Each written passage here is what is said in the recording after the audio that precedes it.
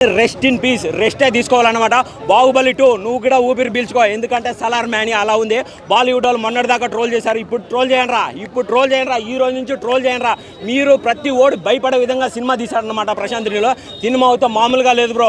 అతడికి ఒక్క ముక్కలో చెప్పాలంటే మదర్ సెంటిమెంట్కి, ఆ కంటెంట్కి కంట్లో నుంచి నీళ్ళు వచ్చాయన్నమాట. ఆ విధంగా దూసుకెళ్ళిపోయాడు బ్రో. అతడికి కొడితే కుంభస్థలాన్ని బద్దలు కొట్టాలి, కొడితే 100 సంవత్సరాల ఫిల్మ్ ఇండస్ట్రీని అది ప్రభాస్ అనే కొట్టాలి. అది ప్రభాస్ అనే కొట్టాడన్నమాట. బాహుబలితో ప్రూవ్ అయింది. కానీ ఈ సినిమాతో డబల్ అయిపోయింది బ్రో. డబల్ ర్యాంప్, డబల్ కేసీపీడీ అనే చెప్పొచ్చు. కాటేరమ్మ ఫైట్ ఉంది బ్రో. బాహుబలిలో మనకి క్లైమాక్స్లో ఫైట్ ఎలా ఉంటుందో దానికి మించుంది అనమాట. గుండెకి గూస్ బంప్స్ వస్తున్నాయి, స్కిన్కి గూస్ బంప్స్ వస్తాయి మిగతా సినిమాలకి, కానీ ఈ సినిమాకి గుండెకి గూస్ బంప్స్ వస్తాయి అనమాట. డిగ్రీ రిజల్ట్స్ అప్పుడు కానీ నేను ఇంతగా వెయిట్ చేయలేదు, కానీ ఈ సినిమా కోసం అంతలా వెయిట్ చేశాను. సినిమా అయితే నాకు నచ్చింది బ్రో. ఒకటే చెప్తా ఉన్నాను, రెబల్ స్టార్ ఫ్యాన్స్కి రెడ్ బుల్ దాగిచ్చాడు బ్రో. ప్రభాస్ అంటేనే ఒక ప్రభంజనం, ప్రభాస్ ఫ్యాన్స్ అంటేనే ఒక ప్రకంపనం అనమాట. చెప్పండి. అంటే ఫస్ట్ హాఫ్ అంటే మదర్ ముందు ఎవడు కానీ వైలెన్స్ చేయడు. మదర్ భయపడుతూ ఉంటుంది వైలెన్స్ ఉన్నప్పుడు. మదరే చెప్తుంది అన్యాయం జరుగుతుంది, ఇంకా నువ్వు దూకేయనే కాన్సారోలోకి ఎంటర్ అవుతాడు. ఎంటర్ అయినాక కథ మొదలు అవుతుంది అన్నమాట. అది అర్థం చేసుకోండి మీరు, చెప్తా ఉన్నాను. సూపర్ హిట్ కొట్టేసాం మనం. టాలీవుడ్ షేక్ చేస్తుంది మళ్ళీ.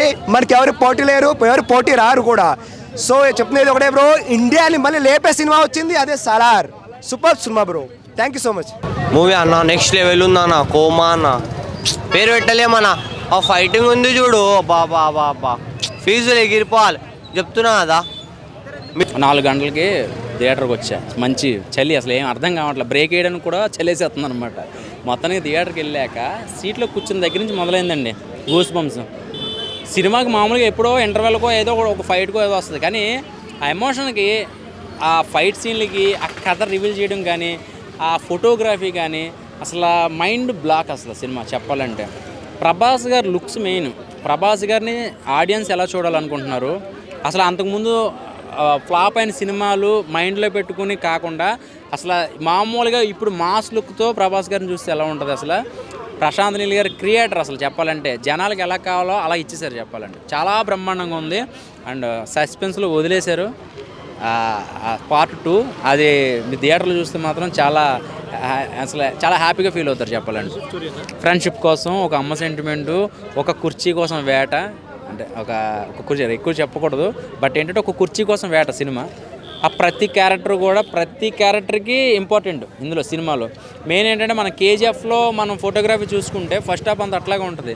అంటే హీరో ఇంట్రడక్షన్ ఎలా ఉంటుందంటే, సినిమా రాగానే హీరో బేబచ్చమైన ఫైట్ పెట్టేయకుండా ఒక ప్రభాస్ని డల్గా చూపించి ఏంట్రా ఈయన హీరోనా అనుకునేలాగా ఆడియన్స్ క్రియేట్ చేసి, మన తుప్పట్టిన అంబాసిడర్ కారుకి పెట్రోల్ వేసి కొడితే సెల్ఫ్ అవ్వదు ఒక 2-3 సార్లు. అలా ప్రభాస్ గారిని 2-3 సార్లు రెచ్చగొట్టాక ఆయన చేతులు బిగించాక అక్కడి నుంచి సినిమా స్టార్ట్ అయిపోతుందండి.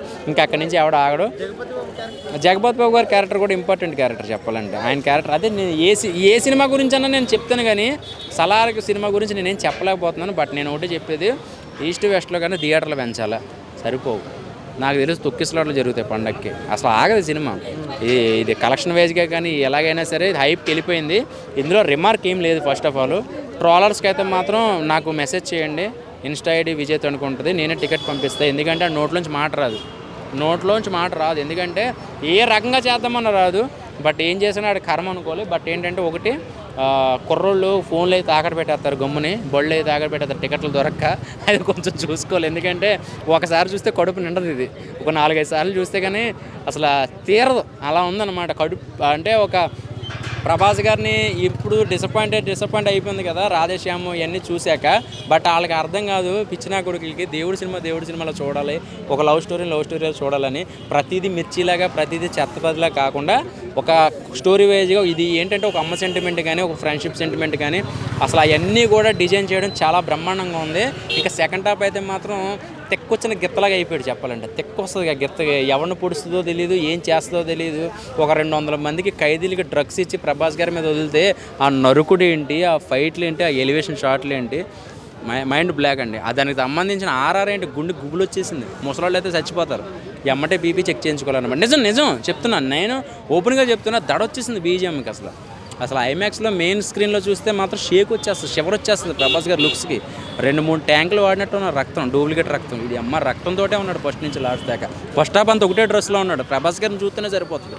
స్తంభం పట్టుకుంటే ఏళ్ళు వచ్చి రావడం ఏ సినిమాలో ఉంది ప్రభాస్ గారి ఎంట్రన్స్ అది చెప్తున్నాం కదా అసలు మైండ్ బ్లాక్ అసలు అసలు ఫైట్లు ప్రభాస్ గారు ఇందులో అన్నం తిండో ఒత్తి కారం గొడ్డిగారే తింటాడు ఈ సినిమాలో మొత్తం కారమే అసలు ఏంటి ఈ కారానికి దీనికి ఏంటి సంబంధం ఏంటని మీరు సినిమా చూస్తే అర్థమవుద్ది పిచ్చెక్కిపోతే నరాలు దిగిపోతున్నాయి ముసలోళ్ళు అయితే మాత్రం గమ్మును చూడకండి ఎందుకంటే ఎమోషన్ కనెక్ట్ అయిపోతారు first of all friendship friend మీద చెయ్యి తల నరికేస్తాడండి ఈ సినిమాలో ఫ్రెండ్ మీద చెయ్యి వేస్తాడని నరికేస్తాడు అది అలాంటి క్యారెక్టరైజేషన్ డిజైన్ చేయడం